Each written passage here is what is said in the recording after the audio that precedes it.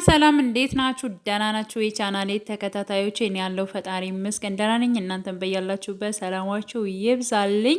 ለቤቴ አዲስ የሆናችሁ የደወል ምልክቱን በመጫን ቤተሰብ ይሁኑ። እንዲሁም ቤተሰብ ስለምታደርጉኝ እጅግ በጣም አመሰግናለሁኝ። ያው እንግዲህ ዛሬ የመጣሁት ስለ አደይ ድራማ ነው። አደይ ድራማ ብዙ ዘንድ እየተወደደ እየመጣ ነው። አደይ ወይንም ደግሞ ሰራተኛዋ ብላችሁ ሰርች ስታደርጉ ታገኙታላችሁ ማለት ነው። እንዲሁም ደግሞ እኔ ልክ በተለቀቀ ሰዓት ሼር ስለማደርገው በዚያውን ሊንኩንም ተጭናችሁ መግባትም ትችላላችሁ። ስለዚህ አደይ ክፍል 17 ተለቋል ማለት ነው። እና ያው እንግዲህ የዛሬው ፓርት ላይ አደይ እህቷን ወደ እነ ባርኮን ቤት አመታታለች ማለት ነው።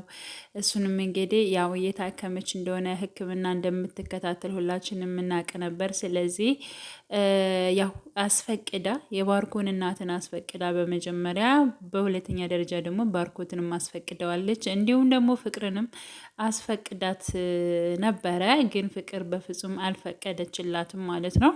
ቢሆንም ግን ያው ዋናዋ የቤቱ ባለቤት እናትየዋ ስለሆነች የባርኮን እናት ፈቅዳለች። እንዲሁም ደግሞ ባርኮን እንዴ እማዬ ከፈቀደችማ ምን ጥያቄ አለው? ምን ሆኖች ነው አደይ?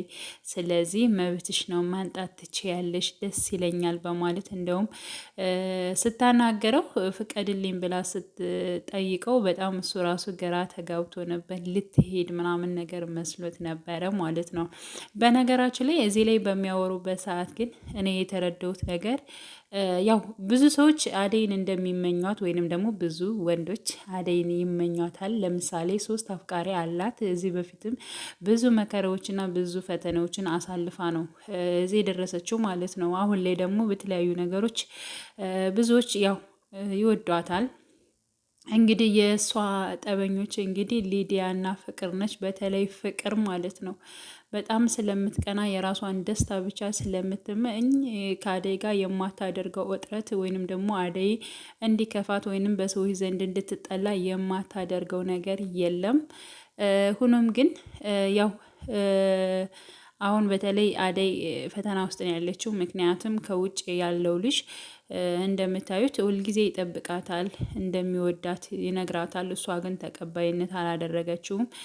ሲቀጥል ደግሞ ፍቅር ደግሞ ትወድሃለች፣ ግን አንተ እንደዚህ ማድረግ አለብህ፣ በቃ ጎበዝ መሆን አለብህ፣ የተለያዩ ነገሮችን እየተጠቀመች ነው ያለችው ማለት ነው። ፍቅር ማለት ነው የሆነ ነገር እንዲያደርስባት ወይንም ደግሞ እሷ ከሌላ ሰው ጋር ሆና እነ ዳዊት ወይንም ደግሞ ባርኮን እንዲያያት ምናምን ነገር እንደዛ ነገር ነው የፈለገችው። ብቻ ግን የአደይን ጥፋት ነገር ነው የፈለገችው ማለት ነው።